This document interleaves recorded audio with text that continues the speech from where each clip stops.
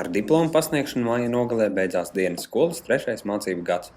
No dienas galvenās redaktoras Sarmītas Ēlertes rokām absolventi diplomu saņēma par to, ka no oktobra līdz maijam klausījās gan ārzemju, gan pašmāju žurnālistikas profesionālu lekcijas un praksē apguva amata noslēpumus. Viņiem stāstīju par savu dzīves vīrieti pēdējo 2 gadu laikā, par cilvēku, kurus esmu veikusi dažādus pētījumus, un es zinu, uz kuru solāriju viņš iet, kādi piena produkti viņam garšo, ar kādu mašīnu viņš brauc, un tas ir mans mīļotais raksta varonis, muitas krimināla pārvaldes šefs Vladimirs Vaškevits.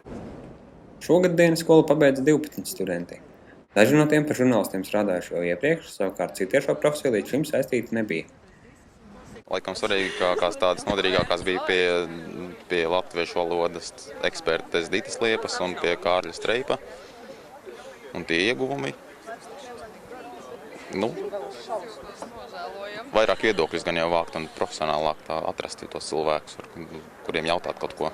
Tie praktiskie darbi, man liekas, deva visvairāk, jo klausīties ir viens, bet darīt ir otrs. Un visi tie cilvēks, redzēt viņu stulmā, tieši tos žurnālistus, dzirdēt viņu viedokli, iepazīties ar viņu profesiju. Savā zināšanās un pieredzē dalījās pasniedzēji no Lielbritānijas, Skandināvijas valstīm, Francijas un ASV, kā arī pašmāju profesionāļi. To vidū bija arī Kārlis Streips, kas jaunos žurnālistus apmāca jau kopš dienas skolas 1. gada.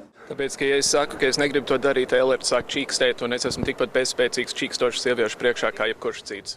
Šodien dienas skolā studenti uzņemti netiks, taču tas nenozīmē projekta beigas. Man ir tāda sajūta, ka mēs ar dienas skolu uzrunājam vienu ļoti svarīgu žurnālistikas vajadzību. Un ka tie cilvēki, kas bija cerējuši, sapņojuši, domājuši, bet kaut kāda iemesla dēļ negāja oficiālo varbūt to universitātes ceļu, šobrīd jau ir izmācījušies. Un es domāju, ka lai sakrājas jauni talanti. Pirms 2 gadiem dienas skolu pabeidza arī Ivo Leitāns, bet ne Jānis Palkavnieks, Diena TV.